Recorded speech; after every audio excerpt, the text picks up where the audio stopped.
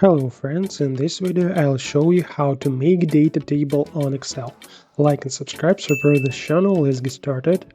This is a very convenient function for formatting arrange data into a data table, as you will see for yourself now.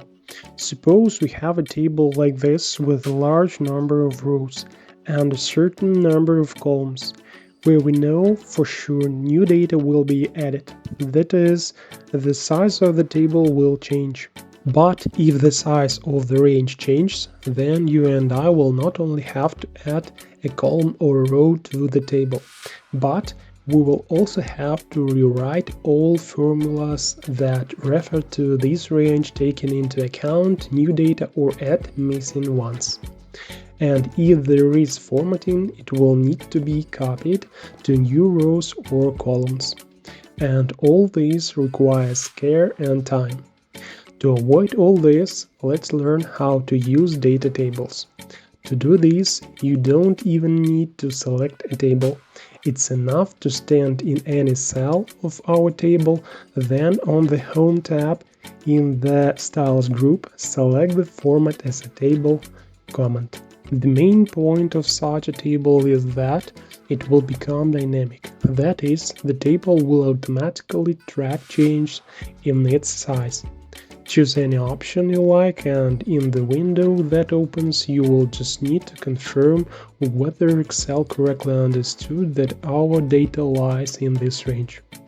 And this checkbox, my table has headers, means that the first row in our table is the header, which means this row will not be perceived as data.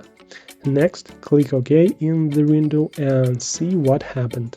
As you can see, we have a very beautiful table, but that's not all. Now let's look at the advantages of such a table. Go to the very bottom of our table. To do this quickly, press Ctrl plus down arrow. There are 97 rows in the table. In reality, there may be thousands and thousands of rows. And we begin to fill in the table. Enter another sale in the last row. Let it be lemon, fruits, Los Angeles, or just copy some rows and paste them. Here I have several rows prepared. I copy them and paste them here. I think you have already realized that new rows are simply attached to this list, and these new rows immediately receive formatting or formulas that may be present in the table. And now let's go up and add another column that calculates the difference in sales between 22 and 23 years.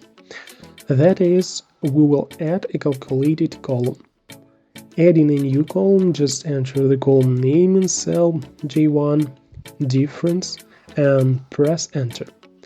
As you can see, the new column is automatically attached to our table. Now let's write a formula to calculate the difference. Then enter sales in 2022 minus sales in 2023. Please note that the formula doesn't look quite normal.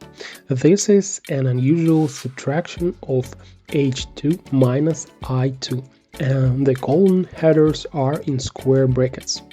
This is necessary in order to calculate the entire column at once, which greatly simplifies the work. Press the Enter key and the formula automatically extends to the end of the table for the entire column. That is, we have created a calculated column. In addition, as you can see, the autofilter is automatically turned on in the table header. These are the arrow icons in the header that allow you to filter the data.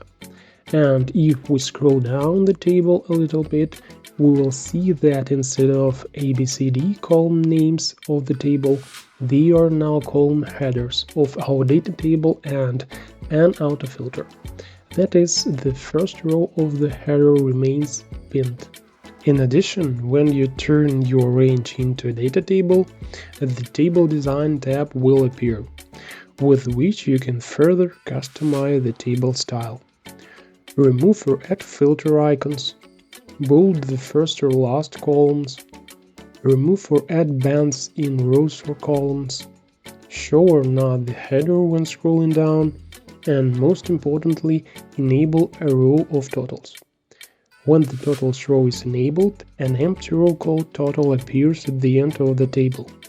If you click on the cells of this row, you can select from the drop-down list what you need to calculate for the selected column.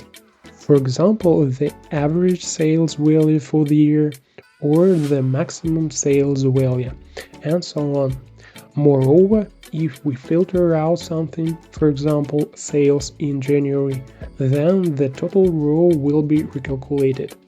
That is, this row is dynamic and immediately recalculates the total for the filtered rows.